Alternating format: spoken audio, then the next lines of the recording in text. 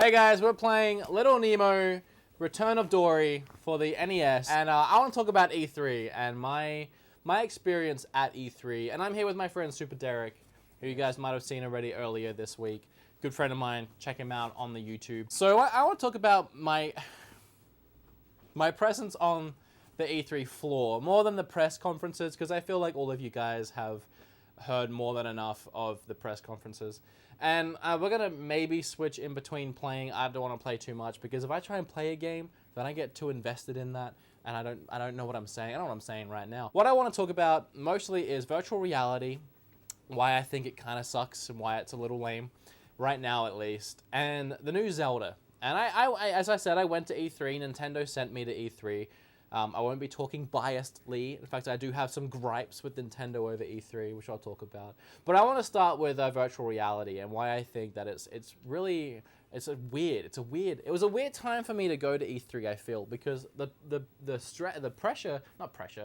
focus was really on virtual reality this year, more than any other year, I'm sure. What that meant was every other booth that was set up was for virtual reality, some sort of virtual reality game, or some developers working on their indie virtual reality games.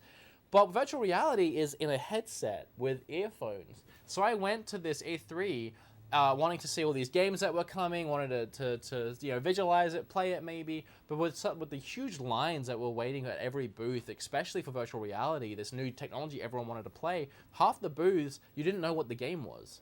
Or maybe it just said what the game was, but you couldn't see it unless you were in it, and it was really hard to get into get into that.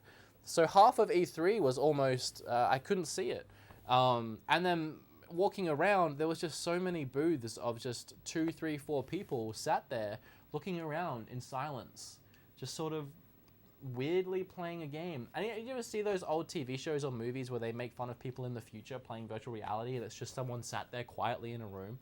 That's really what it was. And for me, gaming is what we're doing right now. It's sat on a couch with a friend sharing an experience playing a video game. Something we can share with you guys. Which you can't really do with virtual reality. Can you imagine? Have you ever started playing a game, even in the morning, but like in the evening, and then before you know it, it gets dark outside?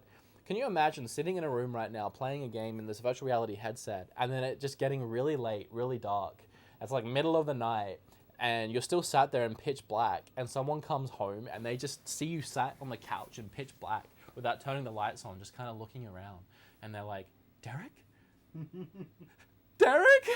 For me, I think if I played virtual reality, I would need something on the screen as well, and sound coming out, so other people in the room didn't just see me there sat in silence. But It's like gaming is becoming more of a, like, I always play single player games, but I never felt like it was that exclusive. Like it doesn't, yeah. like you can have an audience when you're playing a game like this. Well, Tiffany's been watching me play a lot of games lately. She watched me finish Last of Us and Quantum. She's watching me play Quantum Break right now, and she watched me finish Devil May Cry. There's an experience there that definitely gets lost in virtual reality. But that was my experience at E3 with virtual reality. It was weird. I didn't get to see half the games there because they were behind these closed doors almost.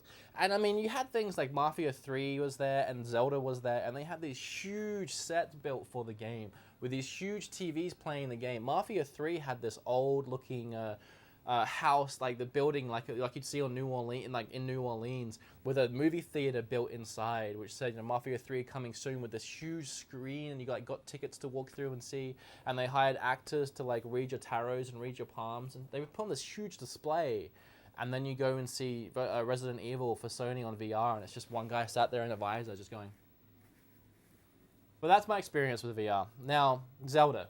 I managed to actually get into the Zelda area, and you walk in and you get treated to this huge movie screen playing gameplay of Zelda that I hadn't seen before.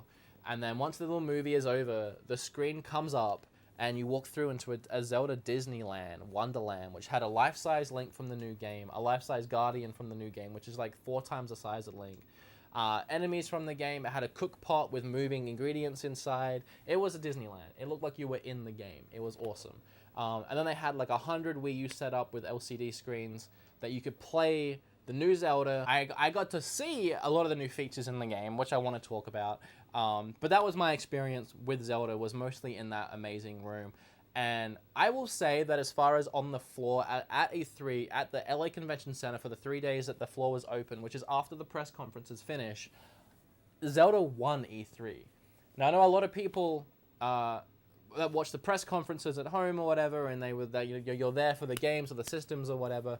I agree that Sony had the best press conference, at least for me, and that's what a lot of people are saying. But a lot of the other developers, other press conferences were better than Zelda's or Nintendo's because all they bought was Zelda. But as far as E3 goes, Nintendo won. And the biggest proof of that was, as far as on social media goes, 85% of all social media coverage from E3, we're talking people tweeting about it, hashtagging it, media coverage, press coverage, 85% was Nintendo. Specifically, the only game they brought, Zelda. The guy that actually let us into the Zelda area was a Nintendo exec who actually played a big part in behind deciding to only bring Zelda. It was actually a decision they made because they didn't want to bring like a bunch of games like Paper Mario they have coming out and Tokyo Mirage Sessions and try and compete with the other press conferences and try and show this one big game like everyone does. They just wanted to bring their one big game, their one big Zelda game, and have that be the main focus and the main talk and not get distracted by anything else. And I feel like it definitely paid off, and it gave them the chance at E3 to build this Disney Wonderland with everything they had rather than try and split it between a bunch of random games like that. So that was obviously a huge experience. And talking about taking gambles at E3, taking a gamble on the new Zelda game in general. Now, this is kind of, I didn't think of this until right this moment, but you didn't want to hear much about the Zelda game until it came out. Go ahead. So I'm not going to give any spoilers or anything like that, but essentially, if you guys don't want to know anything about the new Zelda and you want to be completely surprised, feel free to hit this skip button right here. For Derek's sake, I'm going to keep it even less to what I was going to say. But essentially, at the demo, you start the demo at the start of the game. You wake up, you have no idea why you're there, why anything, which is the start of the game. And then you're told that right from that start of the game, right at that point, you can actually head straight to the end of the game and finish it, if you so choose. And I don't know if you've seen like people speedrun like Ocarina of Time, and they manage to just like hack their way to Ganon, and they get there with one Deku stick or whatever it's called in the first like 10 minutes, and they kill Ganon with the stick using the glitch. I imagine that's kind of what this is like, but more legit. You could get there with one weapon, one shitty weapon, and beat the end boss, whoever that is. I'm not sure. They didn't say. That's an option you have, and that really goes to show the freedom that they've tried to give you in this Zelda game. They've tried to make it so you can literally do anything you want. Any dungeon, any shrine, any location, any area. Whenever you want to do it, go and do it. Go and complete it at that point. Any side quest, anything like that, you can literally from the get-go do what you want to do. And another big focus that everyone is freaking out about is the physics in this game.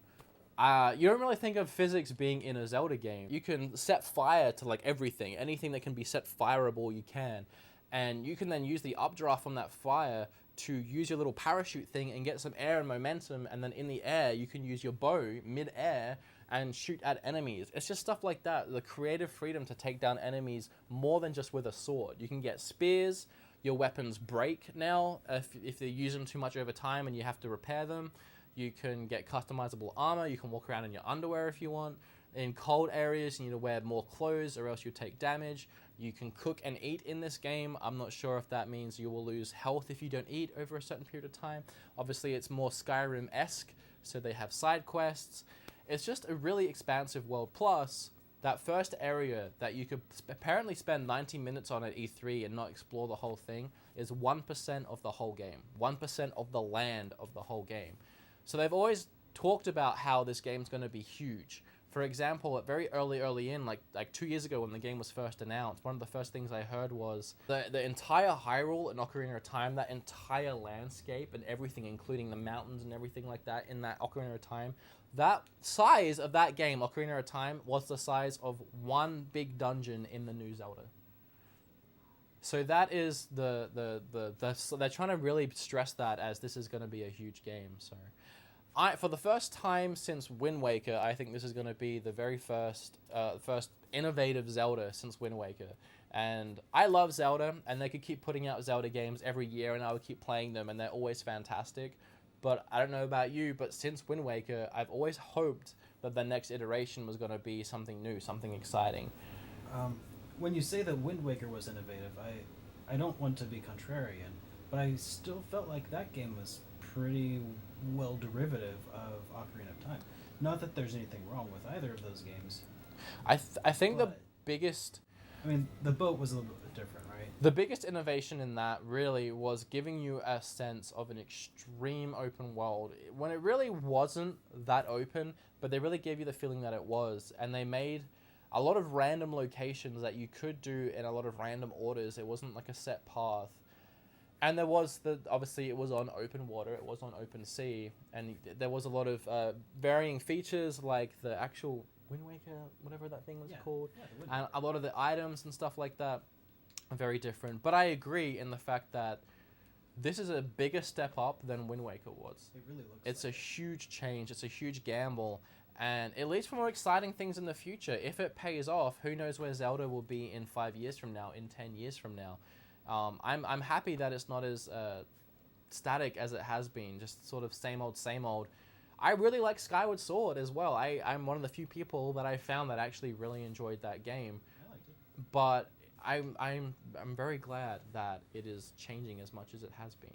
So that was my experience with E3. It really was just Zelda, some virtual reality stuff, and then I walked around. I played some Just Cause Mech DLC. I played the new Star Ocean for quite a bit. I played the new Final Fantasy. I played Mario Kart Super Nintendo in virtual reality. I played some random stuff like that. I didn't really get to tackle any of the bigger titles. But as far as someone who didn't go to E3, what was your biggest excitement or biggest letdown of the press conferences? A couple of years ago, there was a rumor that at E3 2015, they would announce Dark Cloud 3. And, well, that rumor has been going on for a while, I guess. But it apparently had some actual backing from one of the main dudes. Unfortunately, it didn't happen that year. No explanation, and it was never brought up again. So I was really kind of hoping that he would mention something this year. But Level 5 wasn't even at E3 this year, I think. As a matter of fact, the most recent announcement that I've heard from them was that all of their games are going to be mobile compatible, which is like it would have a release on mobile. So that just really kind of dampens my spirits a little bit. I actually did hear a lot of Dark Cloud 3 talk leading up to E3, so that does suck. One of my biggest letdowns was Alan Wake 2. I was really hoping it was going to be there. There was no rumor of it. I did an E3 prediction video, and actually I wasn't too bad on that. You did really well. I actually did kind of well in my E3 prediction video, but the two long shots I had was Alan Wake 2, and I can't remember what the other one was. I did predict Red Dead Redemption 3, but I actually heard something about that, which I can talk about. Alan Wake 2, they re-released the game recently on Xbox One, and they always wanted to make a sequel. I was really hoping. I'm still hopeful that it will eventually. But that was my big, if that game is released, I'll have a great E3. Anyway, guys, thanks for watching Derek play Little Nemo, Return of Dory, and me talk about E3 for a while. This is sort of like a Mike and James video, really, isn't it? A little bit. I had to make something quick and fast and dirty because I'm moving house in 2 days' time, and if you're watching this on Saturday, the day before on Friday, but coming soon, and the Saturdays and all that, the Wednesdays, the videos will return to normal. Once again, thank you, Derek, for coming to this video, to your house and letting me film. It's been good having you. Good having you here in the States, man. It's gonna suck not having you. I don't want to leave. It's sad that when this video gets released, I'm already out of the States and don't know when I will return. But I appreciate it, and I will see you guys soon. Remember to like, comment, and subscribe to both myself and Super Derek. And I will see you next time. Next time. Here on the Game Collection. Yes.